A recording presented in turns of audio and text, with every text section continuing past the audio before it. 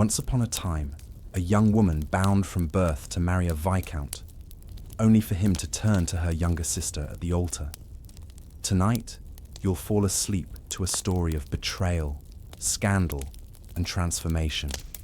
A tale set in the glittering world of the Gilded Age ballrooms, where one broken promise changed everything. The dawn of June 3rd, 1851, arrived shrouded in Philadelphia's thick morning mist that wrapped itself around the window panes of Evangeline Whitmore's bedchamber like spectral embrace. The vapor appeared to hold the entire world in stillness, as though the very air awaited the significance of what lay ahead. Throughout the eastern quarters of the Whitmore mansion, household staff had labored since the earliest hours, bearing steaming pitchers for the bride's morning ablutions, smoothing delicate fabrics, and positioning conservatory peonies that had been delivered from the Germantown greenhouses at sunset. Evangeline remained statue-still before her ornate mirror, while her personal attendant, Patience, fastened the concluding row of seed-pearl fastenings along her wedding dress. This creation represented months of artistry, lustrous ivory taffeta brought from Lyon and Venetian lacework so ethereal it appeared to drift about her slender silhouette. 9 months of dedicated labor by Philadelphia's most accomplished needlewomen had produced this garment intended to elevate a judge's daughter into Viscountess nobility.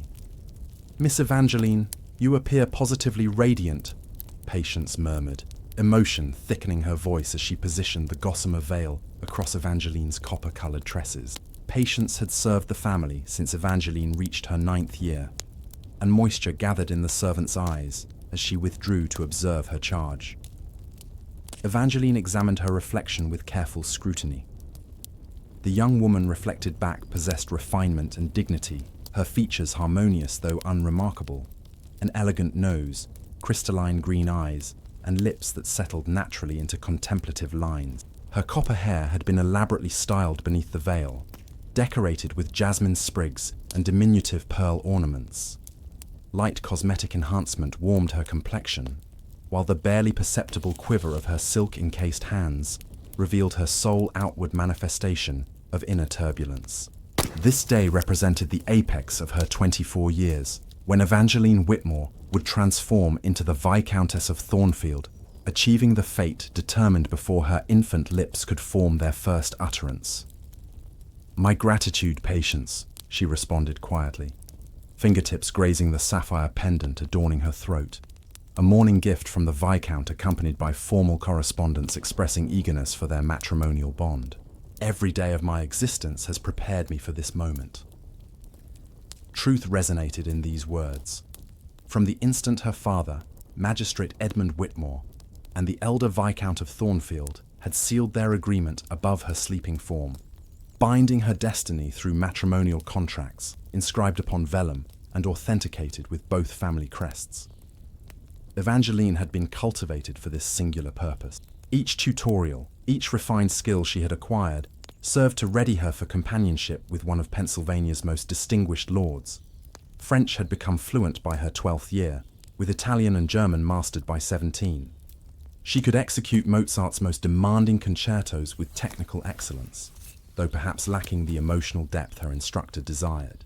Her watercolor botanicals had earned commendation from Academy masters, and she possessed flawless knowledge of the intricate hierarchies and delicate social proprieties governing aristocratic circles. Through years of conditioning, the child's obedient acceptance had evolved into sincere fondness. Her encounters with Theodore Thornfield numbered merely a handful, always under rigid supervision. Ceremonial dinners, a lawn gathering at his country residence, once at Philadelphia's concert hall, where he had praised her comprehension of Germanic compositions. His reserved bearing and occasional courteous remarks had provided sufficient foundation for her imaginative heart to construct elaborate romantic fantasy. Within her private journal's pages, she had repeatedly inscribed her anticipated title, Evangeline Thornfield, Viscountess of Thornfield. These graceful letters testified to her concealed enthusiasm. "The conveyance stands ready, miss," declared the household steward, Jameson, appearing at her threshold. His typically impassive countenance displayed subtle pride as he regarded the bride. Magistrate Whitmore awaits your attendance." Evangeline drew a composing breath, steadying her composure. Patience delicately arranged the extensive veil across her features, creating symbolic separation between her maiden past and her approaching womanhood. "You shall prove an exemplary Viscountess, Miss Evangeline," Patience whispered, while adjusting the gown's elaborate train. "Superior to any Thornfield has previously known." The passage from Whitmore Estate to St. Andrew's Cathedral required 30 minutes by carriage. Dawn's mist had started dissipating, unveiling Pennsylvania's verdant June countryside awakening to full bloom. St. Andrew's Cathedral dominated a hillside overlooking Chester County, its limestone walls and Gothic towers dating to the early colonial period.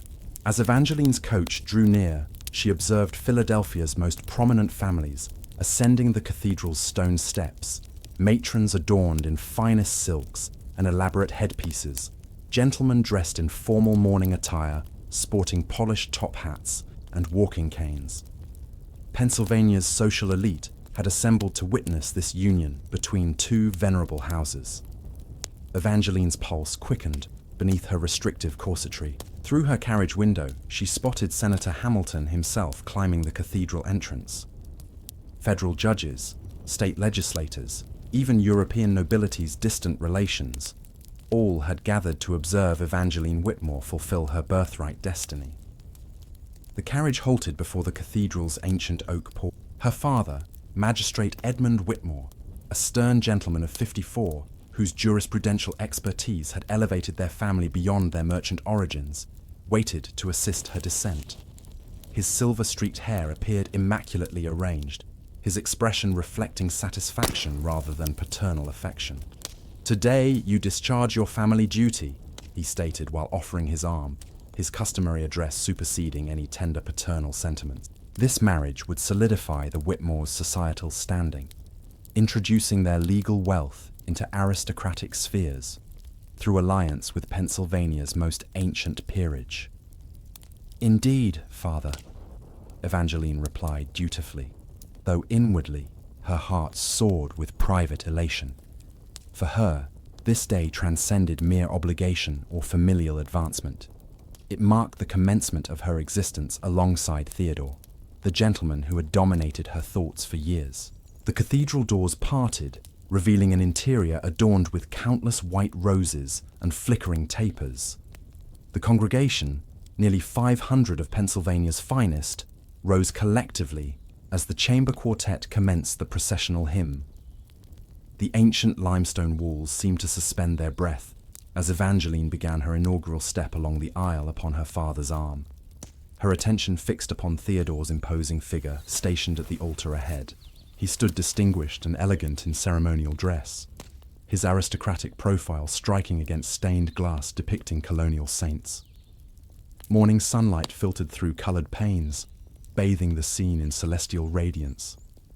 Evangeline had progressed halfway when she noticed her 18-year-old sister Cordelia occupying the front pew. The younger Whitmore daughter appeared especially lovely in pale lavender silk, complementing her delicate features, her golden ringlets styled beneath a bonnet adorned with violets. Cordelia met her gaze with a smile, yet something within that expression, perhaps a knowing glimmer or hint of concealed triumph, caused Evangeline's step to waver briefly. Magistrate Whitmore's grip tightened, propelling her forward. The remaining steps toward the altar seemed to extend infinitely as Evangeline's heart thundered with anticipation. At length, they reached the sanctuary where the aged cleric awaited with his open prayer book. Magistrate Whitmore positioned Evangeline's hand upon the sacred text, ceremonially transferring his daughter to divine authority and her intended husband. As Evangeline assumed her place beside the bridegroom, Theodore finally turned toward her. She anticipated warmth within his gaze, perhaps admiration as he beheld his bride upon their wedding morning. Instead, his expression appeared frigid, remote, and determined. A coldness unrelated to the stone cathedral's perpetual chill coursed through Evangeline's being. Before the cleric could voice the service's opening words, Theodore raised his hand in a halting gesture. "I must address this assembly," he declared, his voice resonating throughout the suddenly hushed cathedral. Evangeline stood motionless, still grasping her bouquet of white roses, peonies, and myrtle. The flower's fragrance suddenly seemed suffocating. "I find myself unable to proceed with this matrimony," Theodore announced, each word falling like stones into tranquil water, creating shockwaves throughout the assembled guests. Gasps and whispers arose from the pews as ladies' fans moved with increased urgency. "I have recognized that such a momentous decision as marriage must rest upon stronger foundations than mere childhood contracts." Evangeline felt her complexion drain as Theodore stepped away from her position. The space between them, though merely inches physically, transformed into an insurmountable void. "Miss Cordelia Whitmore," he continued, directing his attention toward Evangeline's younger sister, "has awakened my affections through her spirited nature and youthful charm. She is the woman I desire as my Viscountess." Cordelia rose from her front row seat, triumph coloring her cheeks as she returned Theodore's regard. The congregation's shock proved tangible. Ladies grasped for their smelling bottles, gentlemen exchanged scandalized glances, and the cleric's prayer book tumbled from his amazed fingers to strike the stone floor with resonant impact. Yet none of these reactions penetrated the cloud of mortification and treachery enveloping Evangeline. The anguish piercing her heart carried physical intensity, stealing breath and dimming vision. "This behavior is unconscionable," Magistrate Whitmore roared, advancing with features twisted in rage. "We possess a binding agreement, Thornfield, a legal contract between our houses." "An agreement I shall honor monetarily," Theodore replied with icy composure, facing his nearly father-in-law with confidence born of untouchable title and fortune. "Quadruple the dowry shall reach your accounts before week's conclusion as recompense, but I refuse lifelong bondage to one woman while preferring another. Surely you, Magistrate Whitmore, despite your commercial background, comprehend the wisdom of selecting superior opportunities when they arise." The deliberate reference to Magistrate Whitmore's mercantile past, source of both wealth and social uncertainty, constituted calculated offense that intensified the confrontation. Several of Magistrate Whitmore's associates stepped forward supportively, while Thornfield allies surrounded Theodore protectively. Evangeline remained immobile amid escalating tumult, her meticulously constructed existence disintegrating. The sympathetic glances from assembled guests, her father's furious countenance, Cordelia's barely suppressed victorious expression, all swirled about her in nightmarish panorama, offering no escape. "Listen well, Evangeline," Theodore finally addressed her directly, his voice lowered for proximate ears only. "You represent an accomplished lady who shall certainly prove suitable for some gentleman's wife. However, your sister possesses the vitality and freshness better suited for my Viscountess. Surely you comprehend these practical realities." Practical realities, as though her 24 years rendered her somehow inferior to Cordelia's 18. As though the devotion she had nurtured, the accomplishments she had perfected, the dreams she had cherished, meant nothing beside her sister's attractive features and coquettish mannerisms. With dignity previously unknown to her, Evangeline presented her bouquet to Patience, who had hastened from the servants' section at the cathedral's rear. "I comprehend entirely, your lordship," she responded, her voice surprisingly steady despite internal upheaval. "Your preferences require no clarification." She unfastened the sapphire pendant from her throat, his morning gift, and extended it toward him.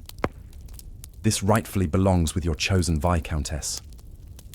Theodore appeared momentarily disconcerted by her composure, having perhaps expected tears or entreaties. He accepted the necklace mechanically, seeming uncertain for the first time during these proceedings. Evangeline then faced Cordelia, who possessed sufficient grace to momentarily lower her eyes. "I extend felicitations upon your selection, sister," she declared, each word measured and controlled. "May it provide all the joy you merit." The subtle emphasis upon her final words remained clear to Cordelia, whose triumphant smile wavered slightly. Thus concluded, Evangeline gathered her elaborate train across one arm and departed the altar with raised head, despite threatening tears. She retraced the aisle alone, the identical path recently traversed as a bride now serving as her retreat route. Each step remained measured and dignified despite whispers pursuing her like toxic vapor. Abandoned at the altar for her own sister. At 24, approaching spinsterhood already. The Thornfield scandal repeats itself. These gossip fragments, soon spreading throughout Philadelphia society like wildfire, seemed suspended in the air surrounding her.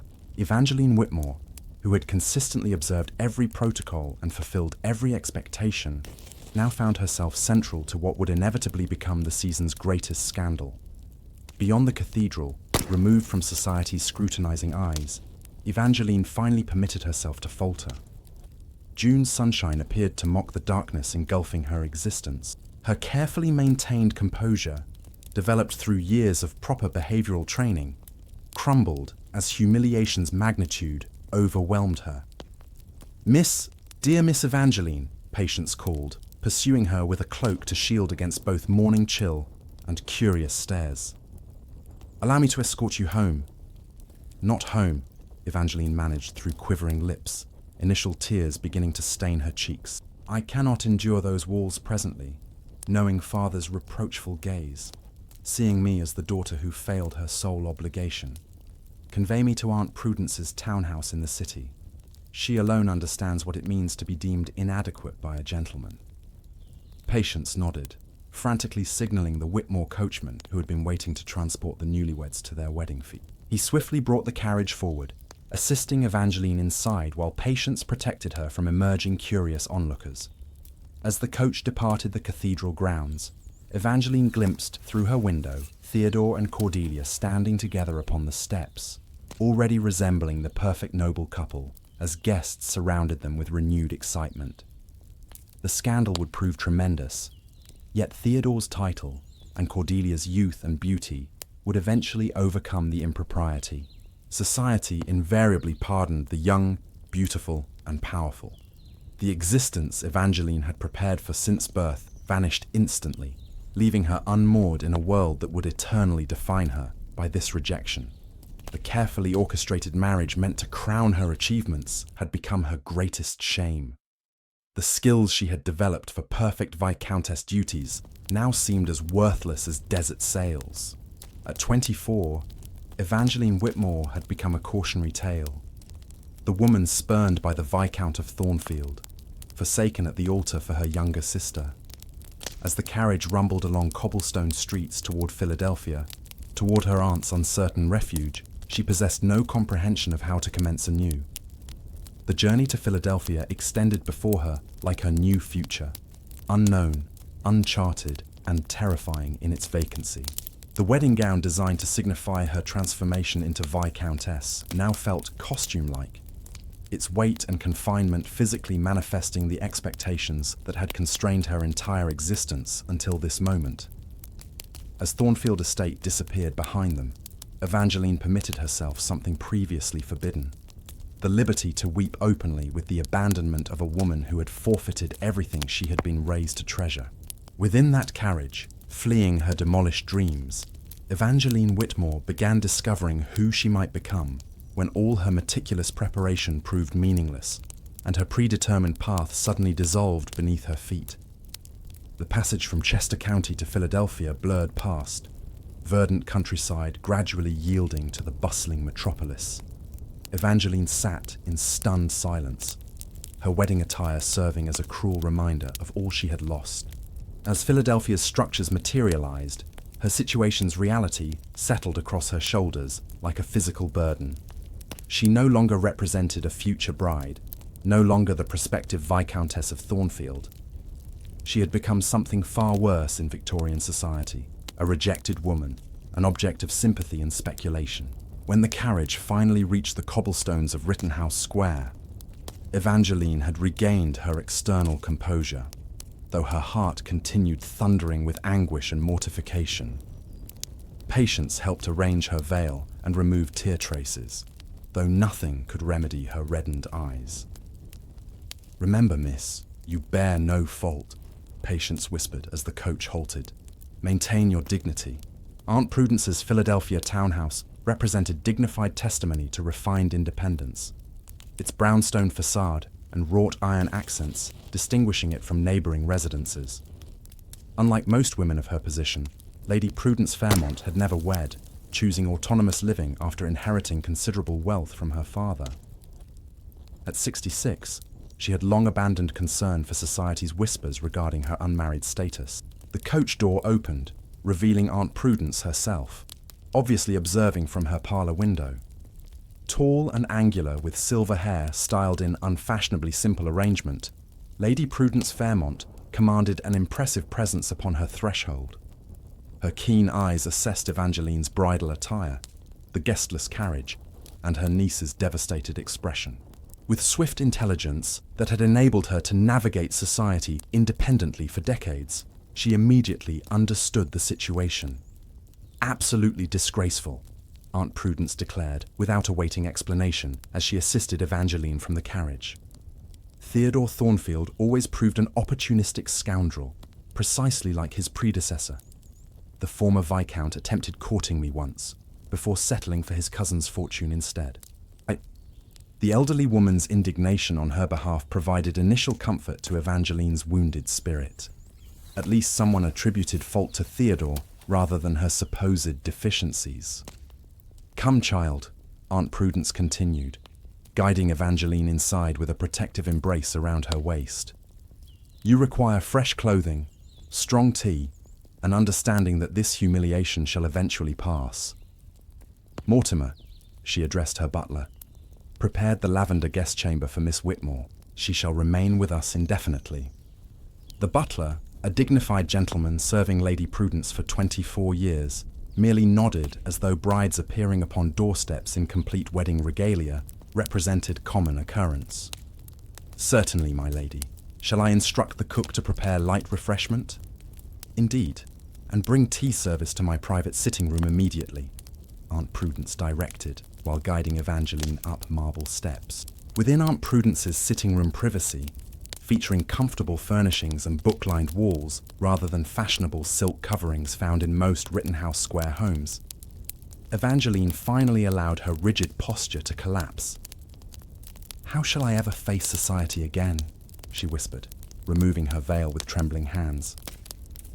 "All Philadelphia will know by evening that Theodore Thornfield rejected me at the altar for Cordelia." "Ruined!"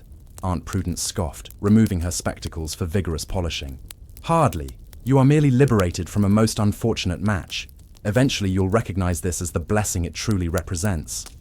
"A blessing?" Evangeline's voice rose incredulously. "To suffer humiliation before all society, watching my sister assume the position I was raised to occupy. How can you possibly term that blessed?" "Because I have lived sufficiently long to recognize prison cells, even when adorned with Viscountess coronets," her aunt replied calmly. "Answer truthfully, Evangeline. Did you love Theodore Thornfield? Not the concept of him, not the role he represented, but the man himself."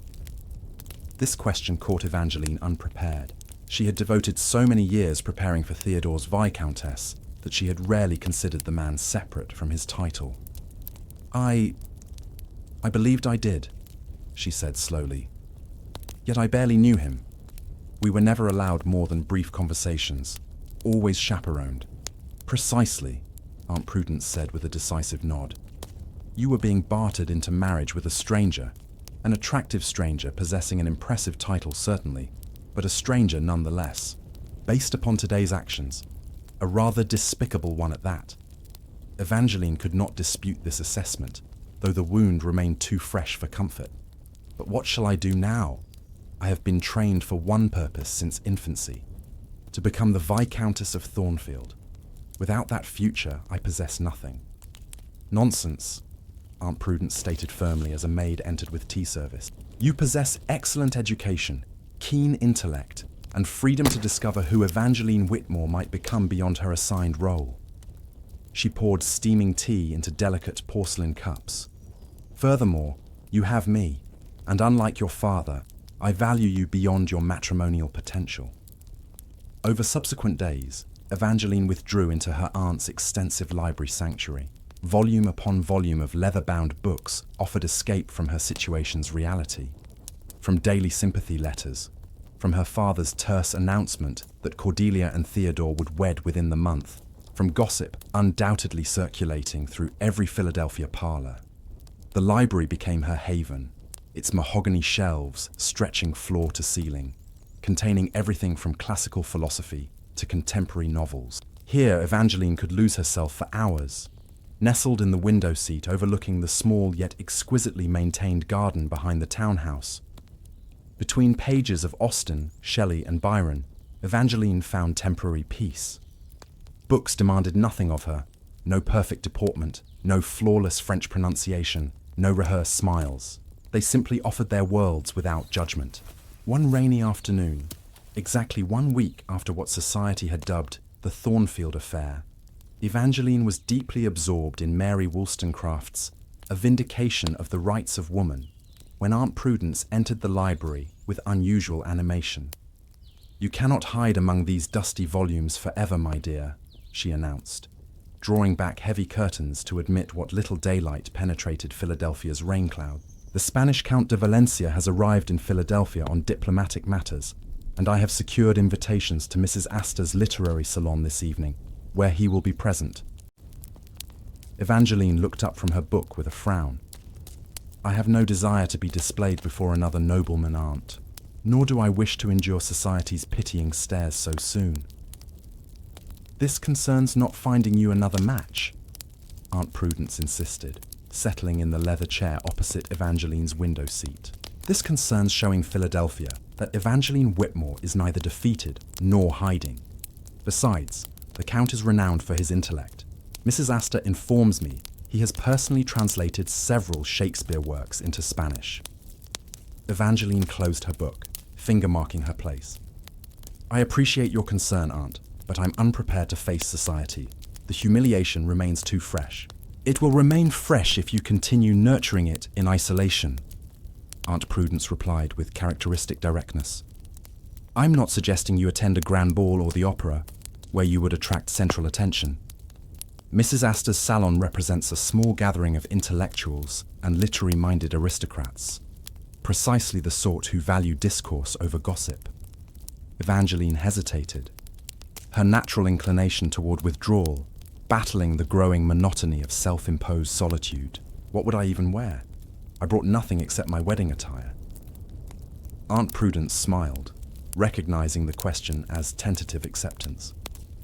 "I have already instructed my seamstress to deliver several ready-made gowns requiring only minor alterations.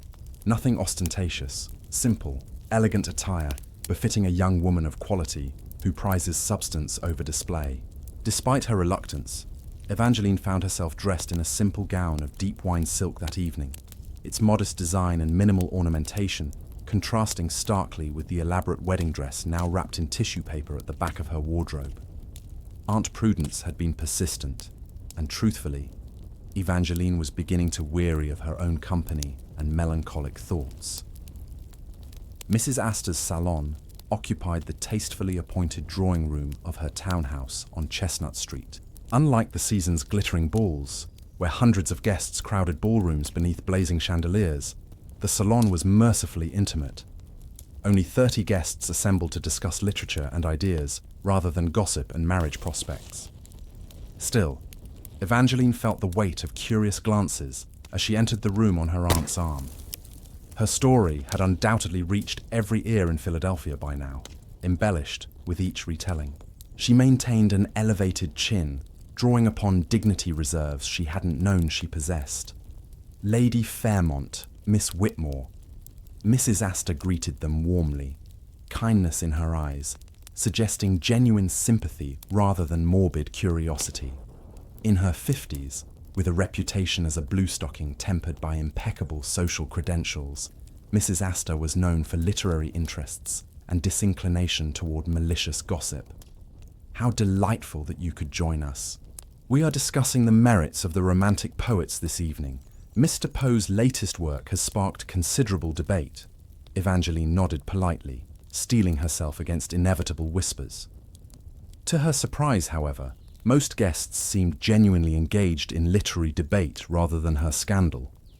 Perhaps Aunt Prudence had been correct about this particular gathering.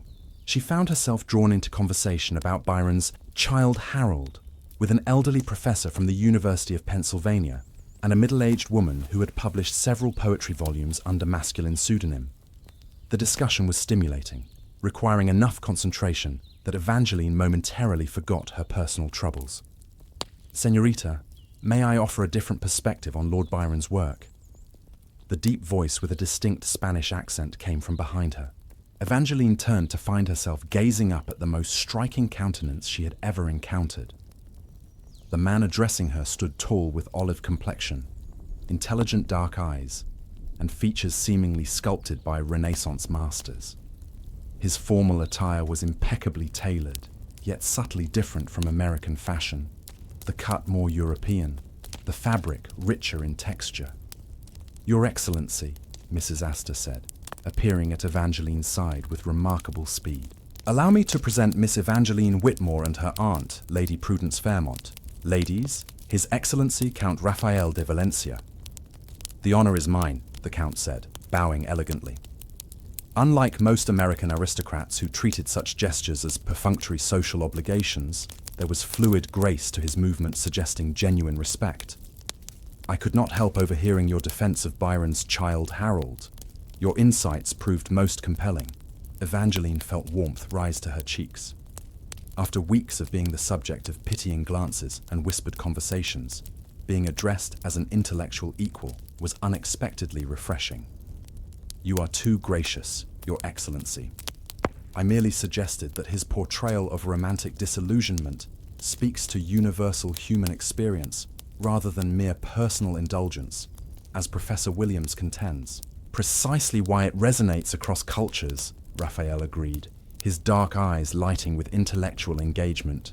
"In Spain, we too understand the beauty of melancholy, what we call la dulce melancolia." "Sweet melancholy," Evangeline translated softly. The Count's eyebrows rose in surprise. "You speak Spanish, Miss Whitmore?" "Only slightly," she admitted. "I focused more on French and German in my studies, but I've always been drawn to languages." "Still remarkable," he said with a smile that transformed his serious face, revealing a slight dimple in his left cheek. "Perhaps you might assist me in better understanding some of your American expressions during my stay in Philadelphia. I find myself frequently puzzled by your curious idioms." For the first time since her wedding day, Evangeline felt the shadow of a genuine smile touch her.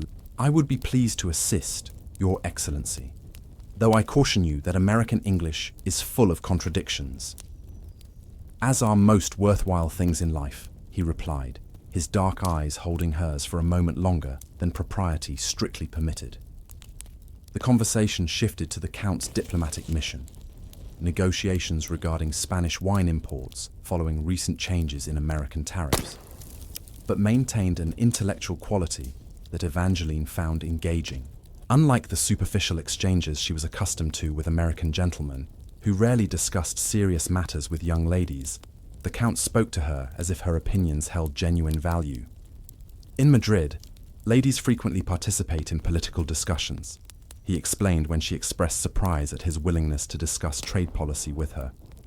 "My own mother served as an unofficial advisor to the royal court on matters of international relations. I find the American custom of confining women to discussions of weather and fashion rather restrictive." "Many American ladies would concur with you, Your Excellency," Evangeline replied, "though few American gentlemen seem to share your perspective." As the evening progressed, Evangeline found herself engaged in the most stimulating conversation she had experienced in years. The Count was not only well-read, but possessed a perspective entirely different from the Philadelphia gentleman she had known. He spoke of literature as something lived rather than merely studied, and listened to her opinions with genuine interest rather than polite tolerance. "I must confess, Miss Whitmore," he said as the gathering began to disperse, "when I agreed to attend this salon, I expected polite academic discussion. I did not anticipate finding a kindred spirit." "Nor did I," Evangeline admitted, It has been refreshing. Perhaps you would consider showing me Independence Hall tomorrow, he asked. I am told its historical significance is unparalleled, and I would value a knowledgeable companion. Before Evangeline could respond, Aunt Prudence appeared at her side, having observed the extended conversation with evident satisfaction. My niece would be delighted, Your Excellency, she declared. Shall we say 11 o'clock? I would naturally accompany them as chaperones. I would be honored, the Count replied, bowing over Lady Prudence's hand. Until tomorrow then, ladies. Later, as their carriage rolled back toward Rittenhouse Square through Philadelphia's gaslit streets, Evangeline turned to her aunt. That was rather presumptuous of you, Aunt. Nonsense, Aunt Prudence replied with a satisfied smile. I merely accepted an invitation that you were clearly inclined to accept yourself. Besides, did you not notice how every lady in that room envied your extended conversation with the handsome Count? Mrs. Pemberton's daughter looked positively emerald with jealousy. I'm not interested in making anyone envious, Evangeline said firmly. Nor am I seeking another attachment so soon after. After being fortunate enough to escape marriage to that unprincipled Thornfield boy, Aunt Prudence finished for her. The Count de Valencia seems a man of genuine character and intellect. I'm not suggesting you marry him, my dear, merely that you allow yourself to remember there are worthy men in this world, men who see value beyond youth and a pretty face. Evangeline turned to gaze out the carriage window at Philadelphia's gaslit streets, the evening fog giving the lamps ghostly halos. For the first time since her humiliation, she had passed an evening without dwelling on Theodore's rejection or Cordelia's betrayal. The Count's interest had been in her mind, her thoughts, not in her family connections or her suitability as a Viscountess. He didn't mention it, you know, she said softly. The scandal. He must have heard. Everyone has. But he spoke to me as if you were a woman of intelligence and substance rather than merely a jilted bride, Aunt Prudence suggested. Perhaps because that is precisely what he saw. The carriage turned onto Rittenhouse Square, the horses' hooves echoing on cobblestones. As they approached Aunt Prudence's townhouse, Evangeline felt something stir within her. Not happiness precisely, but tentative curiosity about what the future might hold. Perhaps Aunt Prudence was right. Perhaps it was time to step back into the world, not as the woman rejected by the Viscount of Thornfield, but simply as Evangeline Whitmore, with her own thoughts, her own interests, and possibly her own future. That night, for the first time since the wedding day, Evangeline slept without dreaming of the cathedral and Theodore's cold eyes.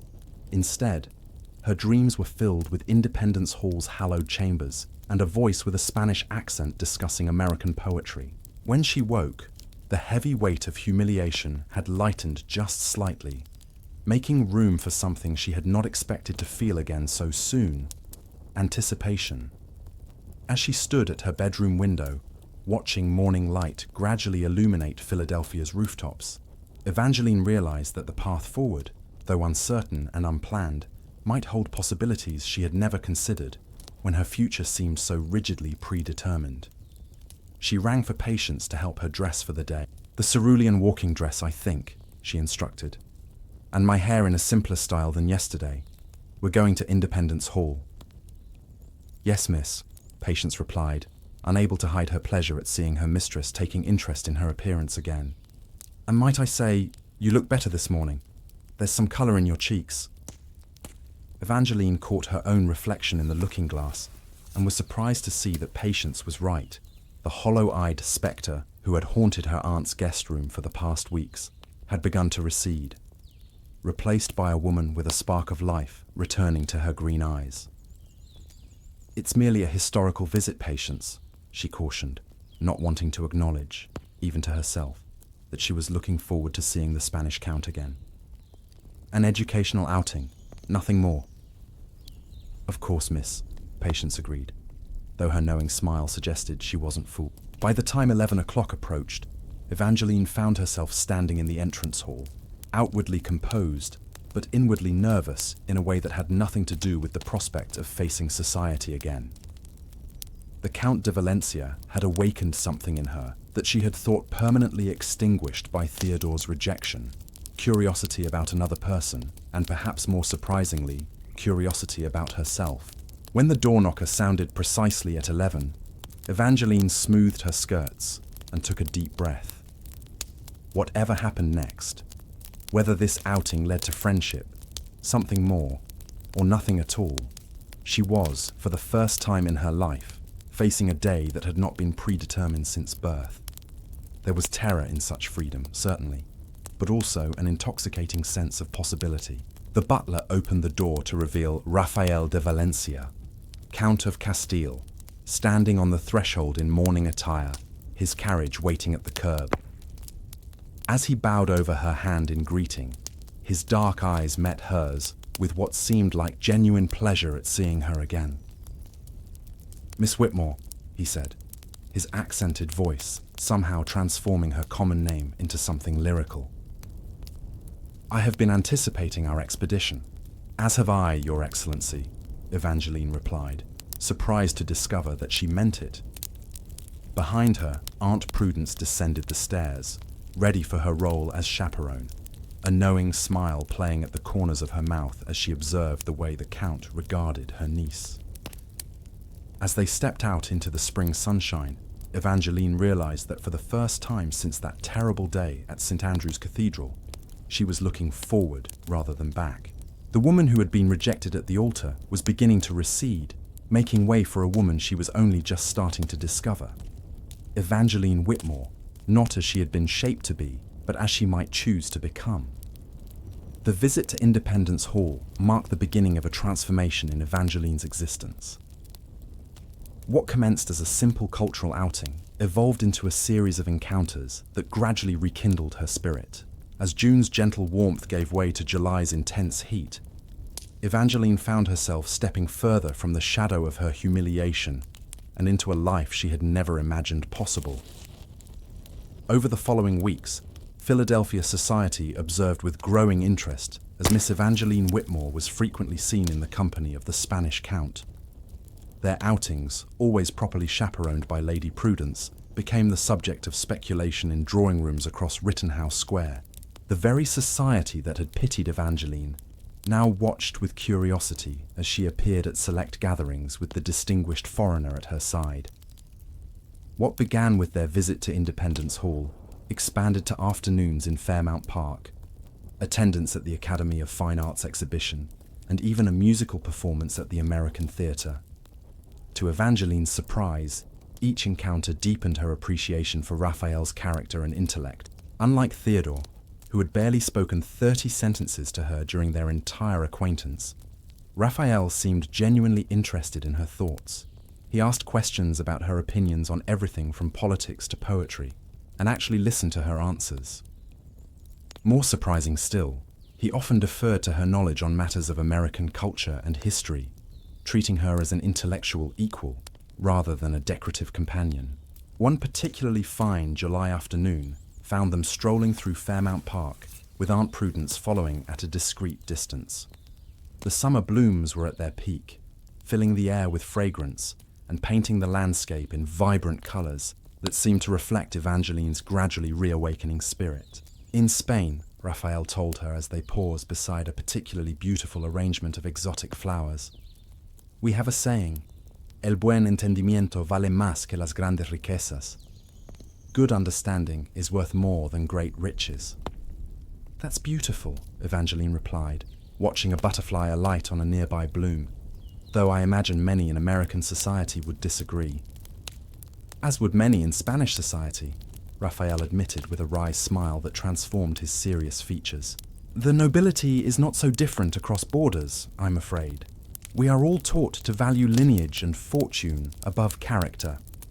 And yet you seem to have escaped that particular lesson, Your Excellency," Evangeline observed, noting how he had greeted the park groundskeeper's children with the same courtesy he showed to the museum director they had encountered earlier. "Perhaps because I learned early that titles offer no protection against life's tragedies," he said, his expression growing serious. "My parents died when I was 15, a carriage accident in the mountains of Castile. I inherited the title far too young, with only my grandfather's wisdom to guide me through. I'm so sorry, Evangeline said softly, touched by this glimpse into his past. In their many conversations, he had shared little about his personal history, focusing instead on ideas and observations. It shaped me, Raphael continued, absently twirling a fallen blossom between his fingers. It made me understand that life is unpredictable and precious. We must seize happiness where we find it, not where convention dictates it should be. They walked in comfortable silence for a moment, passing beneath a bower, heavy with climbing roses. The scent enveloped them, sweet and intoxicating in the warm afternoon air. May I be bold, Miss Whitmore? Raphael asked suddenly, pausing beneath the canopy of blossoms. Evangeline felt her heart quicken. You may. I know of your recent situation, he said carefully. Philadelphia talks of little else, I'm afraid. But I want you to know that I see it as the Viscount of Thornfield's great misfortune, not yours. Evangeline stopped walking, her cheeks flushing with embarrassment. Of course he knew. Everyone knew. She had foolishly begun to hope that perhaps he had somehow missed the gossip, or that he didn't care about it. But now, the humiliation she had gradually been setting aside threatened to engulf her once more. You need not offer kind falsehoods, Your Excellency, she said stiffly, retreating behind the polite mask she had perfected over years of training. I am well aware of how society views a rejected bride. I offer no falsehoods, Raphael replied firmly, his dark eyes holding hers with an intensity that made it impossible to look away. Only my own observation that a man who would humiliate a woman of your intelligence and grace reveals his own profound lack of judgment, not yours. His words, spoken with such conviction, broke through a barrier Evangeline hadn't realized she'd built. For weeks, she had carried the unspoken belief that she must somehow have been lacking, too plain, too serious, too old at 24 compared to Cordelia's 18 years. Thank you, she whispered, blinking back unexpected tears. Raphael reached for her gloved hand, a gesture that would have been improper had Aunt Prudence not been distracted by an exotic plant several yards away. In Spain, we also believe that sometimes fate leads us through darkness only to reveal a brighter path, he said softly. Perhaps your Thornfield was merely an obstacle on your true journey. The warmth of his hand through her glove sent an unfamiliar but not unwelcome sensation through Evangeline. She should withdraw her hand. Propriety demanded it, but for once, she allowed herself to defy convention. They stood thus for a moment, connected by that simple touch, while butterflies danced around the roses above them, and Philadelphia society seemed very far away. The following day, Evangeline was still dwelling on that moment in the park, when Mortimer, Aunt Prudence's butler, entered the library where she had been attempting to read. A letter for you, miss, he announced, presenting it on a silver salver. Evangeline recognized the handwriting immediately, her mother's elegant script. With trepidation, she broke the seal, wondering what news from home awaited her. The letter began with familiar formalities, but quickly came to its purpose. Mrs. Biddle was hosting her annual grand ball the following evening, and Lady Whitmore expected Evangeline to attend with Aunt Prudence. More concerning still, the letter mentioned that Theodore and Cordelia would be there, their first public appearance as husband and wife since their hastily arranged wedding 3 weeks prior. I cannot possibly attend, Evangeline told her aunt over luncheon, placing the letter beside her plate. They will be there as husband and wife. Precisely why you must go, Aunt Prudence insisted, setting down her fork with a decisive click against fine porcelain. If you hide away, you confirm every whisper that you are devastated beyond recovery. Besides, she added with a knowing smile, I have it on good authority that the Count de Valencia will be in attendance. How do you know that? Evangeline asked, surprised. Because I took the liberty of ensuring he received an invitation, her aunt replied unapologetically. Mrs. Biddle and I have been friends since we were girls. She was quite amenable to adding the Spanish envoy to her guest list, especially when I mentioned his interest in American customs. Evangeline shook her head at her aunt's transparent matchmaking. Even if he attends, I'm not certain I can face Theodore and Cordelia together. The humiliation is still too raw. My dear, Aunt Prudence said, her voice gentler than usual. There will always be a reason to avoid facing them if you search for one. But consider this. Would you rather they believe they've broken your spirit?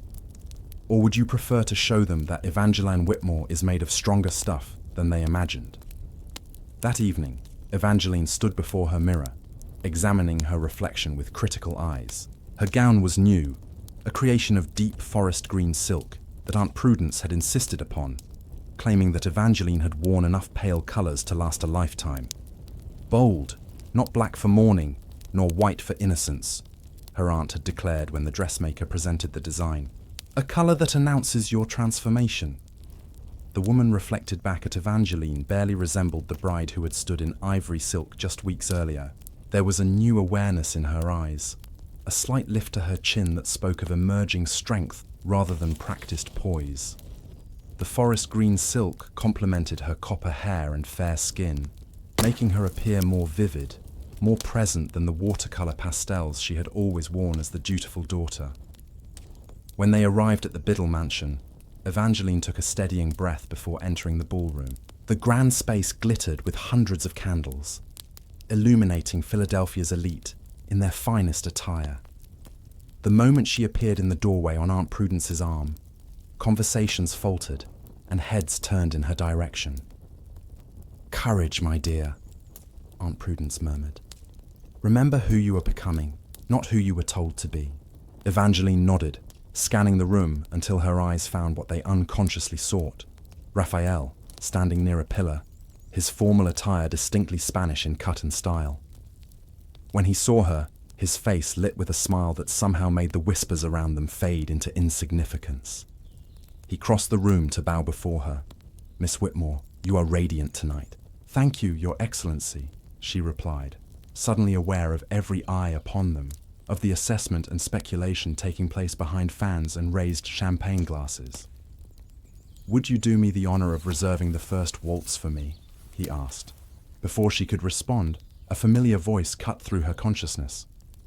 "Evangeline, how unexpected to see you here."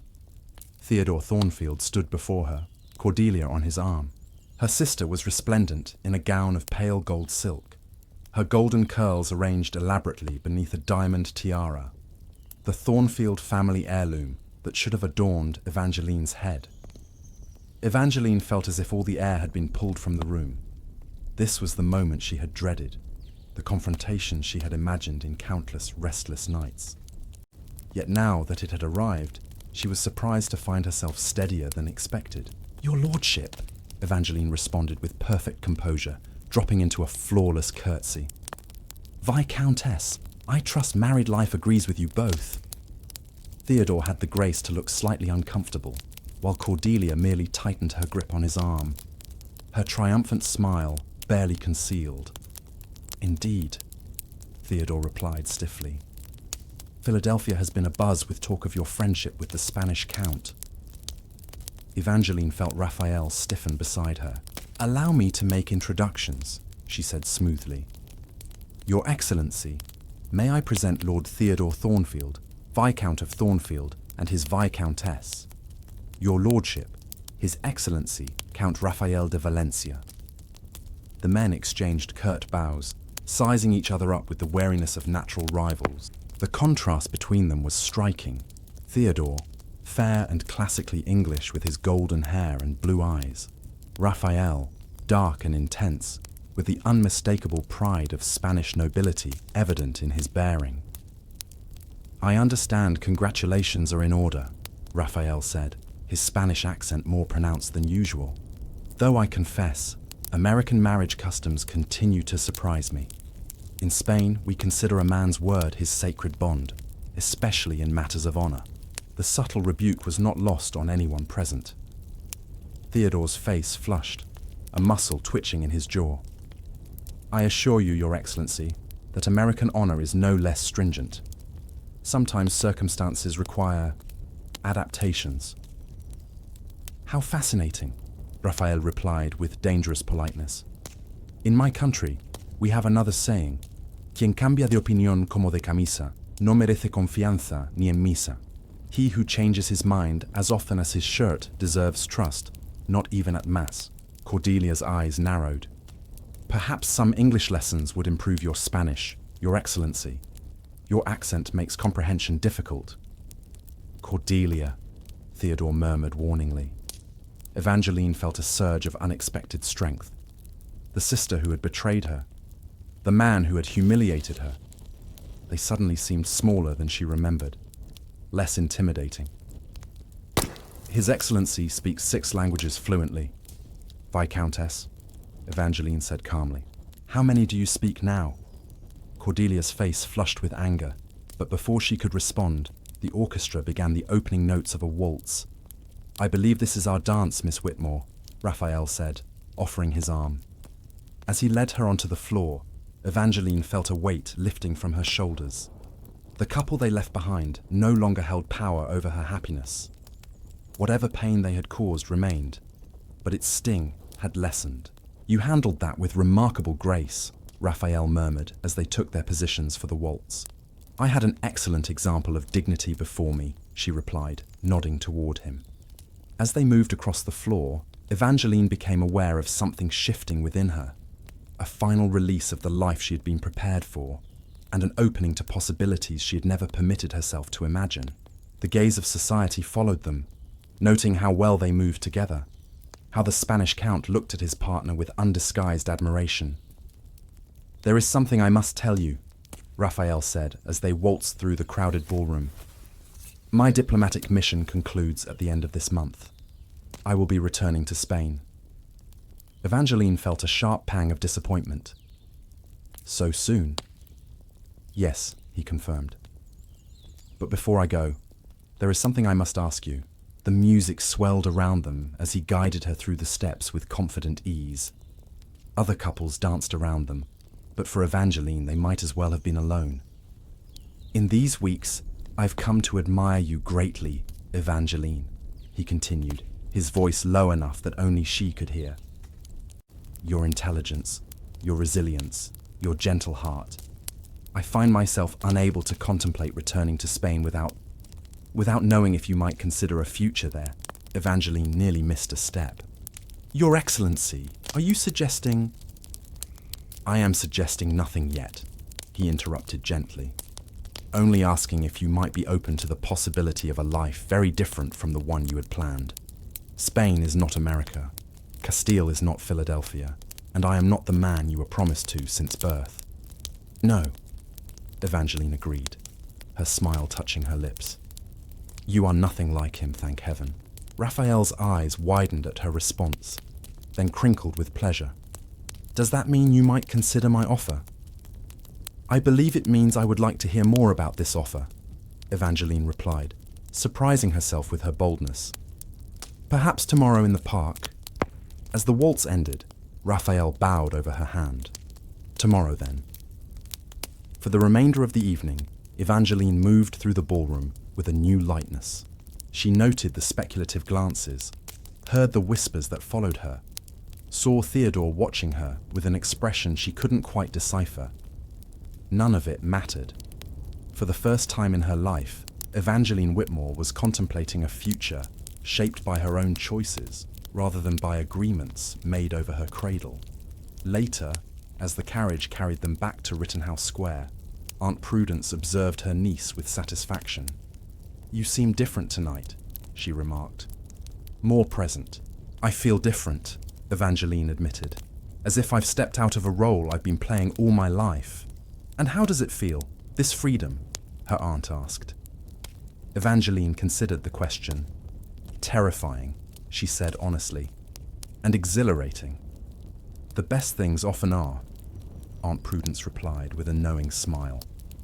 That night, as Evangeline prepared for bed, she found herself drawn to the window.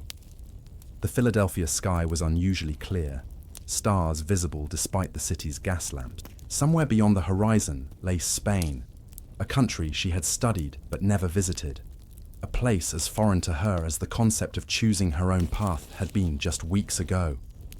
Castile, she whispered, testing the name on her tongue. The word itself sounded like freedom, like possibility.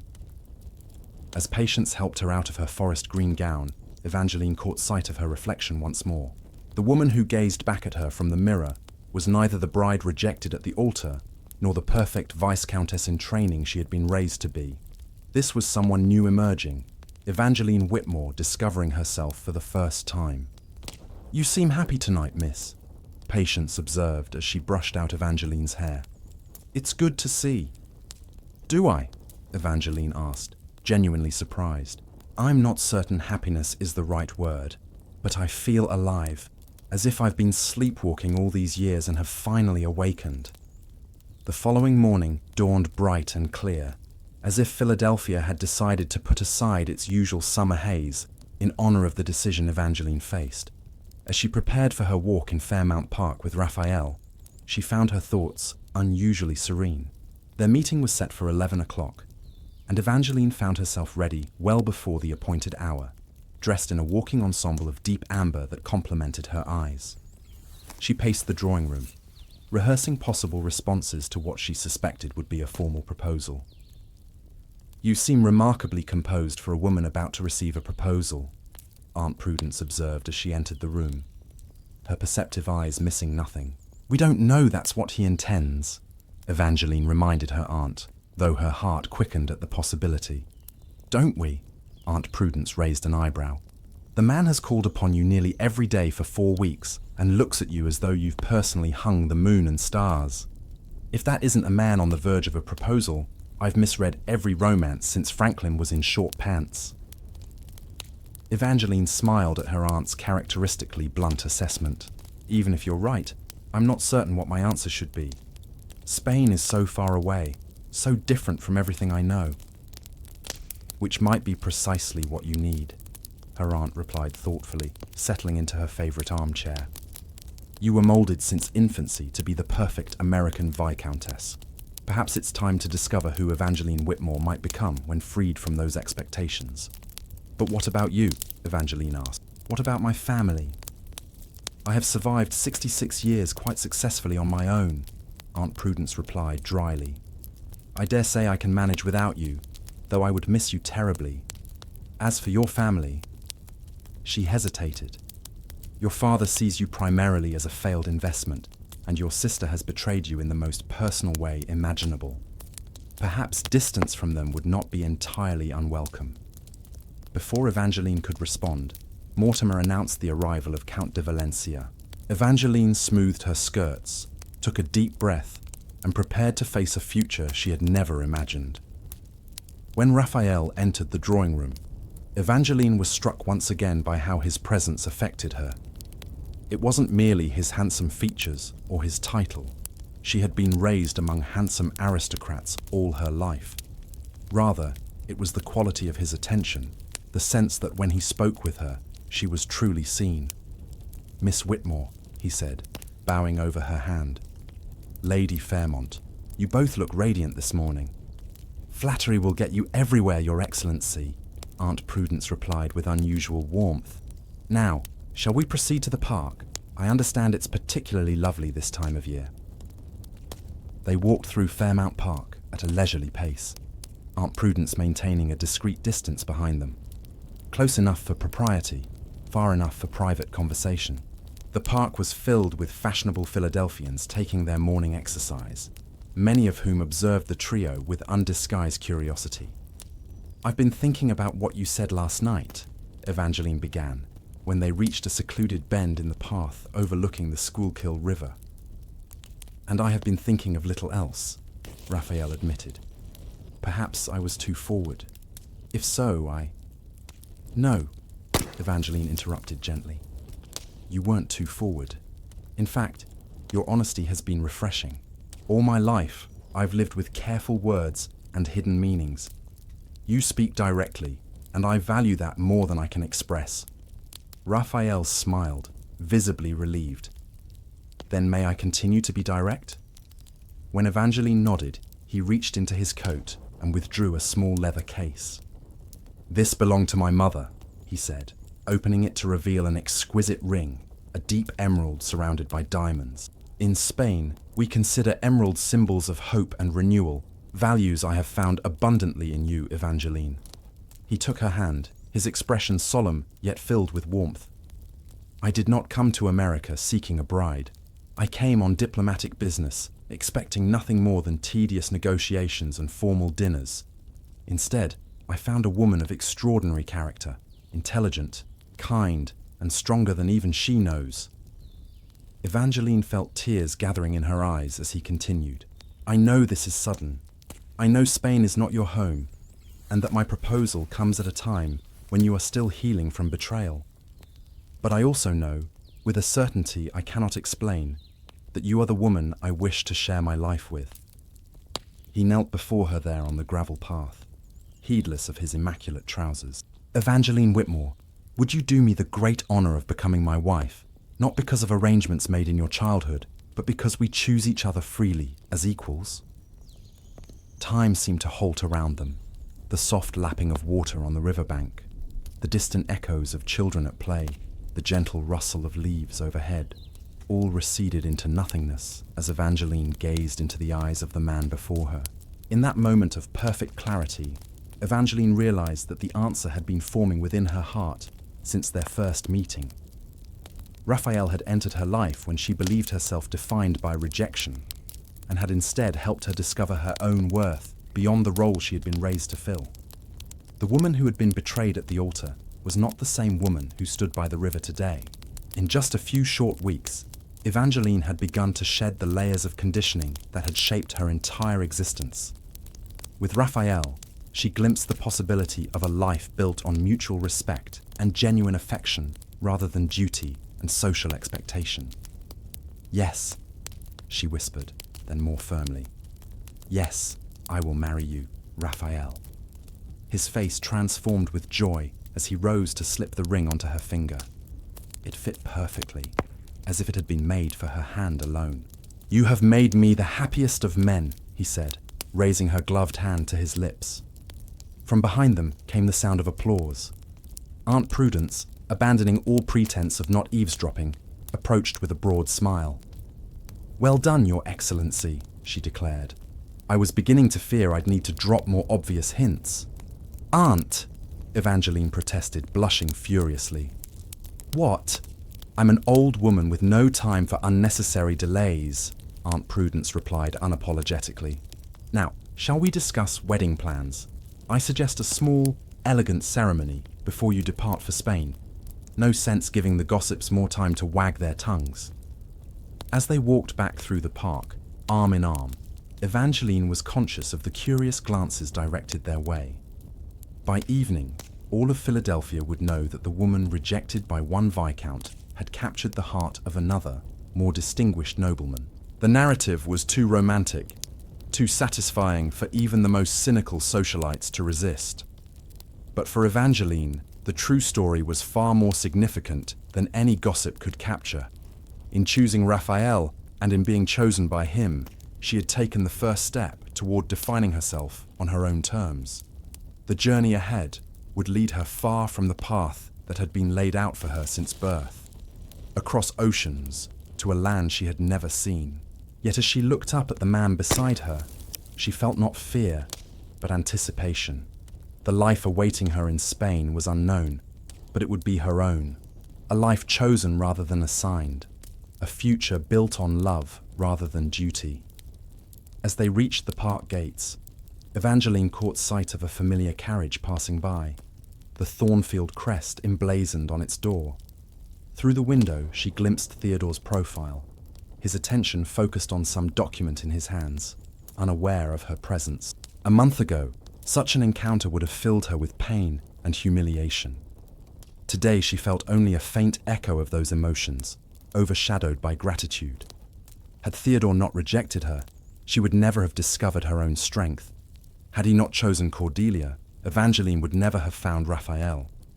Sometimes, she reflected as they continued their walk, what appears to be a cruel twist of fate is merely the beginning of a better story. 3 days before their wedding, scheduled as a modest ceremony at Christ Church, an unexpected visitor arrived at Lady Fairmont's townhouse. "The Viscount of Thornfield requests an audience with Miss Whitmore," the butler announced with evident disapproval.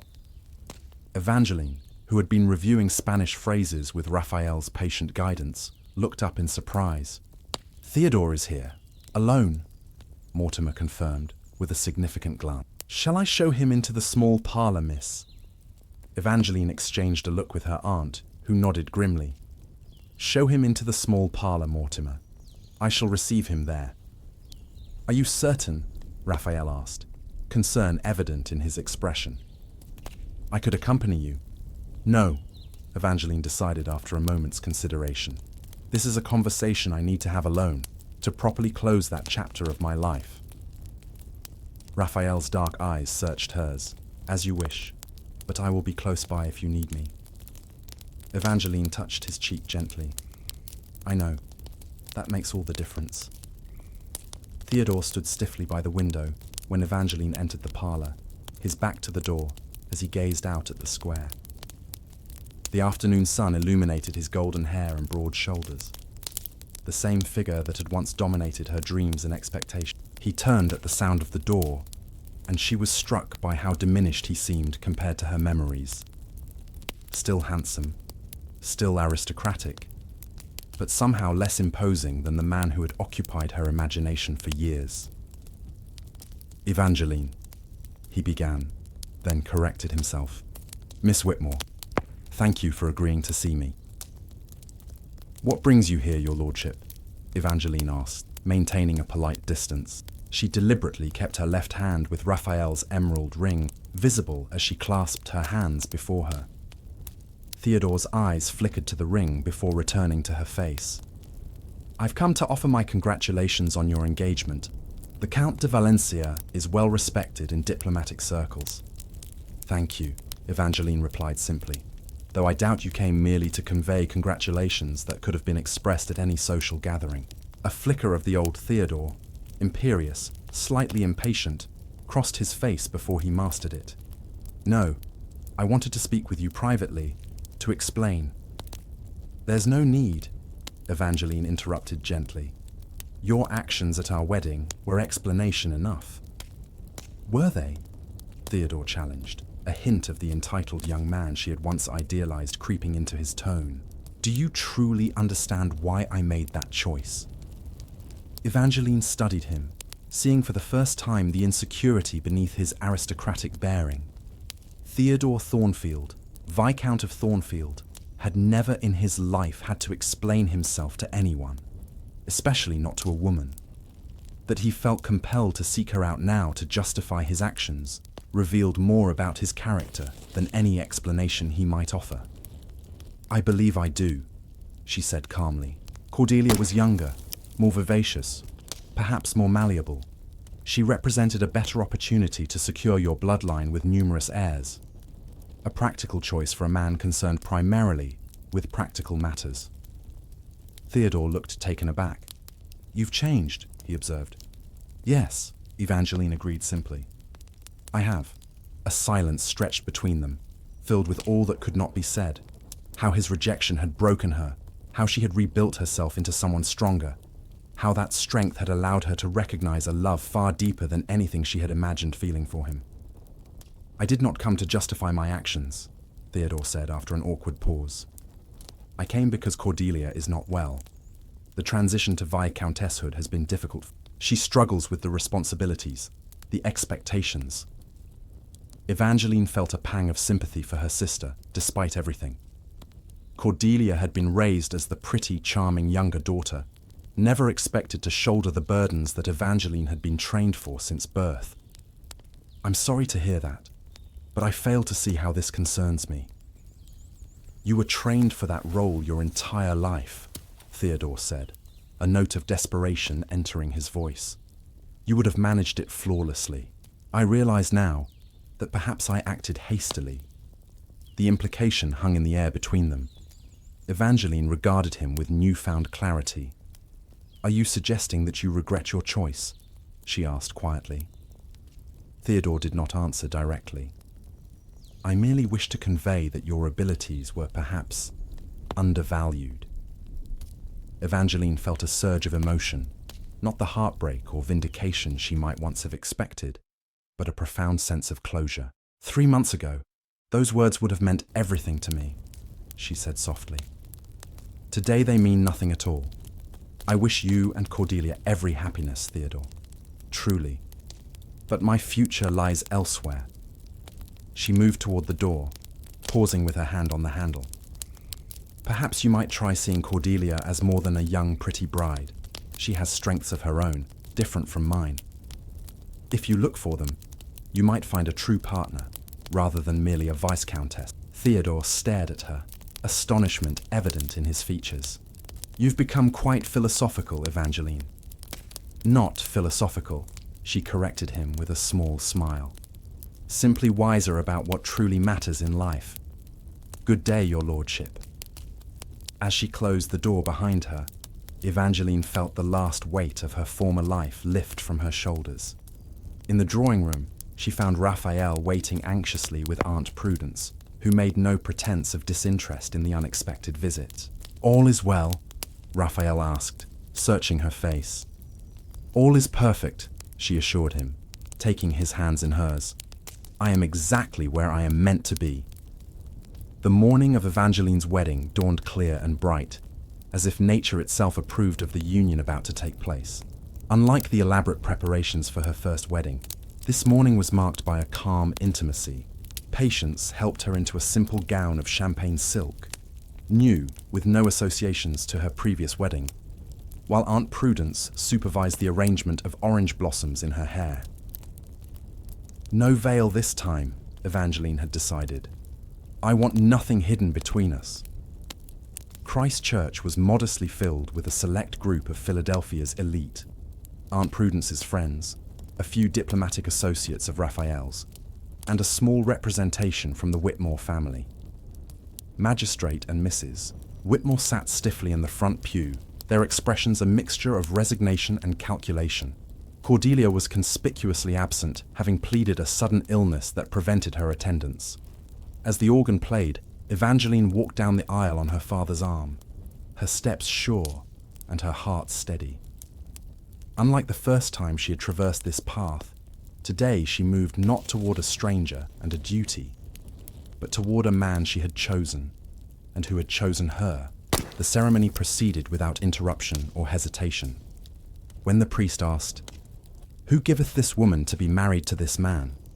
Magistrate Whitmore answered with formal correctness. But Evangeline knew the truth. She gave herself freely and with clear eyes. As she spoke her vows in the sunlit church, her gaze never left Raphael's face. The face of a man who had chosen her for herself, not for duty or bloodlines or social expectation. When he slipped the gold band onto her finger to join the emerald engagement ring, his hands were steady and warm. "With this ring I thee wed," he said in his accented English, then added softly in Spanish, "Con este anillo te doy mi corazón y mi vida." With this ring, I give you my heart and my life. After the ceremony, a small reception was held at Aunt Prudence's townhouse. As Evangeline moved among the guests on her husband's arm, the words still new and wonderful in her mind, she caught her father's eye across the room. Magistrate Whitmore raised his glass slightly in acknowledgement, his expression inscrutable. It was as close to a blessing as she would receive from him, and Evangeline found that it was enough. "Are you happy, my dear?" Aunt Prudence asked as the reception drew to a close. "More than I ever imagined possible," Evangeline replied honestly. "Then my work here is done," her aunt declared with satisfaction. "Though I shall expect detailed letters from Spain and perhaps a visit when you've settled in." "You will always be welcome," Raphael assured her, bowing over the elderly woman's hand. "Without you, I might never have found my countess." "Oh, you would have found her," Aunt Prudence replied with a knowing smile. "Some things are simply meant to be." 4 days later, Evangeline Whitmore, now Evangeline de Valencia, Countess of Castile, stood on the deck of the ship that would carry them to Spain. The American coastline was gradually receding behind them, growing smaller with each passing minute. As their ship sailed from America's shores toward the sun-drenched coasts of Spain, Evangeline stood on the deck beside her husband, watching her homeland fade into the distance.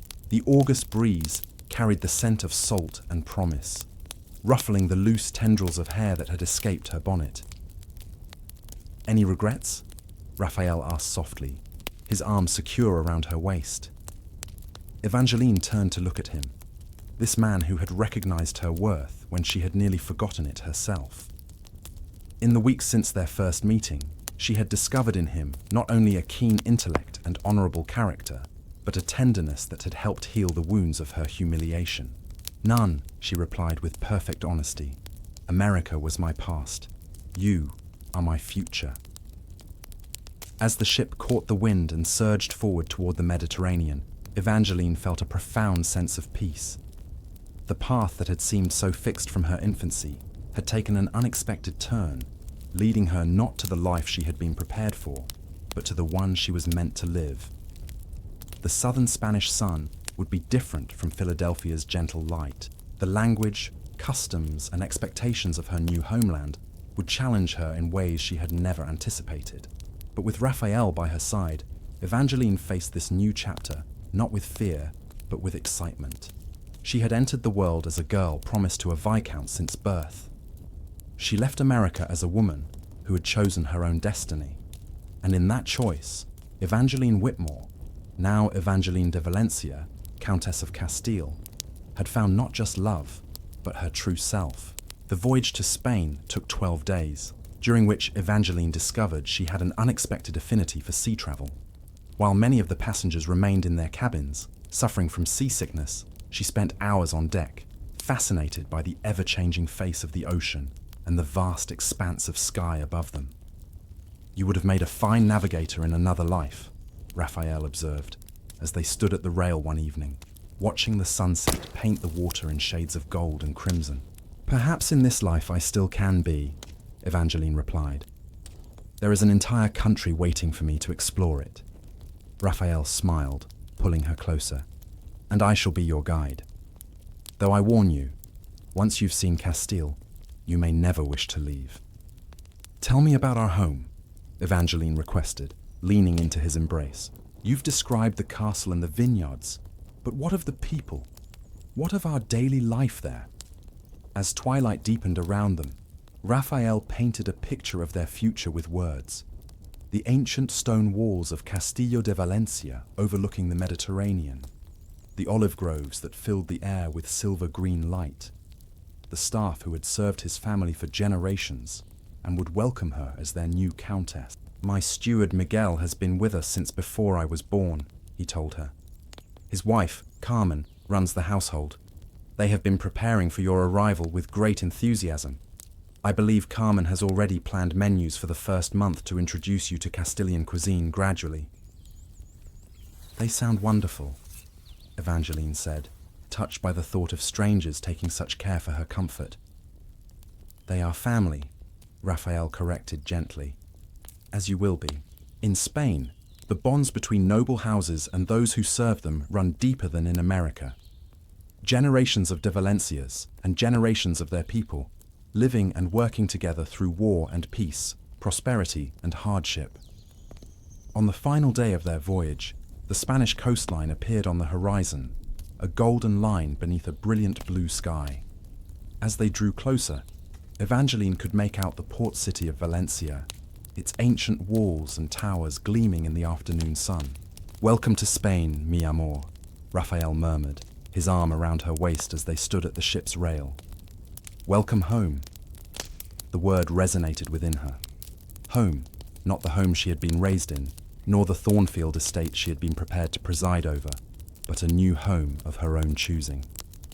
As the ship maneuvered into the harbour, a welcoming party awaited them on the dock. Raphael's younger brother, Diego, several local officials, and a contingent of servants in the De Valencia livery. The greeting was warm and effusive, with rapid Spanish that challenged Evangeline's still developing comprehension. "They are saying how beautiful you are," Raphael translated as they rode in an open carriage through the city streets toward Castillo de Valencia, "and how fortunate I am to have found an American rose to bring to Spanish soil." Evangeline smiled, taking in the sights and sounds of her new home, the narrow streets with their balconied buildings, the markets filled with produce she had never seen in America, the cathedral spires rising against the blue sky, Everything was bathed in a golden light that seemed to make colors more vivid, sounds more musical, life itself more intense than in the muted grays of Philadelphia. Castillo de Valencia stood on a hill overlooking the city and the sea beyond, its golden stone walls gleaming in the late afternoon sun. As their carriage passed through the massive iron gates and into a courtyard filled with fountains and orange trees, Evangeline felt a sense of rightness, of belonging that surprised her. "What do you think?" Raphael asked, watching her face as she took in the castle that would now be her home. "It's magnificent," Evangeline replied honestly. "More magnificent than I imagined." A line of servants stood waiting to greet them, headed by an elderly couple, Miguel and Carmen, the steward and housekeeper Raphael had spoken of. They welcomed Evangeline with formal bows and warm smiles, their Spanish slow and clear for her benefit. That evening, as she prepared for her first dinner as the Countess of Castile, Evangeline stood on the balcony of their private apartments, looking out over the Mediterranean. The setting sun turned the water to molten gold, while fishing boats returned to harbor with their day's catch. "Are you happy?" Raphael asked, joining her at the railing. Evangeline turned to him, this man who had entered her life when all seemed lost and had shown her a world of possibilities she had never imagined. "Profoundly," she replied, reaching up to touch his face. "I never thought I could feel this way. So free, so alive. That is all I wish for you," he said, drawing her into his arms. "To be happy, to be yourself, not the woman someone else decided you should be, but the woman you choose to become."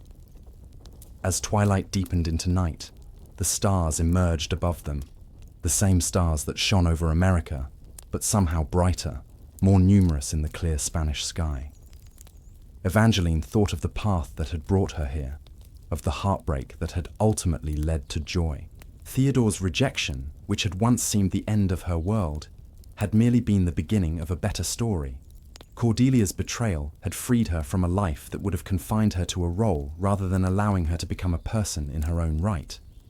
She had entered the world as a girl promised to a Viscount since birth. She had left America as a woman who had chosen her own destiny. And in that choice, Evangeline Whitmore, now Evangeline de Valencia, Countess of Castile, had found not just love, but her true self. 8 months later, Castillo de Valencia stood resplendent against the azure Mediterranean sky, its golden stone walls catching the warm afternoon light. From the terrace garden where Evangeline sat painting, she could see fishing boats dotting the bay below, their white sails bright against the deep blue water. 8 months in Spain had transformed her in ways she could scarcely have imagined when she left America's shores. Her skin had taken on a golden hue from the Spanish sun, her once perfect Philadelphia rose complexion replaced by a healthier glow. Her Spanish, once halting and formal, now flowed more naturally as she conversed with servants, local dignitaries, and the villagers who had welcomed their Count's American bride with unexpected warmth. "Working on another seascape, mi corazon." Raphael's voice came from behind her as he emerged from the castle, loosening his cravat in the afternoon heat. Evangeline smiled up at her husband. "Not today. I'm writing to Aunt Prudence." He settled beside her on the stone bench, glancing at the lengthy letter filled with her neat handwriting. "And how is the formidable Lady Fairmont?" "Thriving as always," Evangeline replied with a fond smile. "She writes that she's considering visiting us next spring. Apparently, Philadelphia society has grown tediously predictable in my absence." Raphael chuckled. "I look forward to it. Your aunt's observations on Spanish customs will undoubtedly be entertaining." Evangeline set aside her writing. She also sent news of the Thornfields. "Did she?" Raphael's tone remained neutral, but his eyes betrayed his interest. "Cordelia is with child," Evangeline said, "due in the autumn. And apparently she has surprised everyone by taking a keen interest in the management of the Thornfield estates. Aunt writes that she's quite transformed from the flighty girl she once was." "And how does this news make you feel?" Raphael asked gently. Evangeline considered the question honestly. "Happy for her," she said finally. "Truly happy. We were both shaped by our father's ambitions, though in different ways. Perhaps Cordelia, like me, simply needed the freedom to discover her own strengths. Raphael reached for her hand, his thumb brushing over the emerald ring that now shared her finger with a wedding band of Spanish gold. "You have a generous heart, Evangeline." "I have a full one," she corrected him with a smile. "It's easier to be generous when one wants for nothing." A servant approached, bowing respectfully. "Your Excellencies, the delegation from Madrid has arrived." "Gracias, Antonio," Raphael replied. "Please show them to the library. We will join them shortly." As the servant departed, Evangeline rose to prepare for their guests. The king's representatives had come to discuss Raphael's proposals for modernizing Valencia's shipping routes, a project he had developed with Evangeline's unexpected but valuable input. "Ready to astonish the king's men with your insights on maritime commerce?" Raphael asked with a proud smile. "I believe so," Evangeline replied confidently. In America, her education had been focused on making her an ornamental viscountess, accomplished in arts and languages, but never in matters of true substance. Here in Spain, Raphael had encouraged her to apply her intelligence to practical matters, valuing her perspective on everything from agricultural improvements to diplomatic relations. As they walked arm in arm through the sunlit corridors of the castle that was now her home, Evangeline reflected on the extraordinary journey that had brought her here. The humiliation that had once seemed unbearable had become, in retrospect, the first step toward a happiness she could never have found as the Viscountess of Thornfield. "Sometimes," she said softly to Raphael as they paused before the library doors, "I think about that day at the cathedral when Theodore chose Cordelia, and I find myself wanting to thank him." "Thank him?" Raphael asked, surprised. Evangeline nodded, her eyes filled with love as she looked at her husband. "His rejection set me free to find you, and in finding you, I found myself." Raphael raised her hand to his lips. "Then I too must be grateful to the Viscount of Thornfield for his profound lack of judgment. That brought the most precious treasure in the world to my shores." With the Mediterranean sun streaming through the ancient windows of their ancestral home, the Count and Countess of Castile entered the library together, equals in partnership, united in purpose, and bound by a love that had been chosen freely rather than dictated by duty. And in that choice lay all the difference. Sometimes life places us on unexpected paths, moments when everything we planned seems to crumble. Like Evangeline, you too may be facing your own version of an empty altar or a broken promise. But remember, the destiny others have mapped out for us isn't always the one that will bring us true happiness. Often, it's precisely in our moments of greatest pain that the doors to our true purpose open. Perhaps today, you're feeling the weight of rejection, the sting of betrayal, or simply the exhaustion of following expectations that aren't truly yours. Know that this pain isn't the end of your story. It's merely a necessary chapter in your transformation. Just as Evangeline found the strength to rebuild her identity and discover a deeper, more authentic love, you too carry within you a resilience you may not yet know. Your moments of greatest vulnerability can become the foundation of your greatest strength. Rest tonight, knowing that tomorrow brings new possibilities. Allow yourself to release the reins of control for a few hours, trusting that you are protected and supported by the universe. Your body deserves rest. Your mind deserves peace. And when the sun rises again, remember, you are not defined by the plans others made for you, but by the choices you yourself make each new day. As the Countess of Castile discovered, sometimes our greatest gifts come disguised as our greatest disappointments.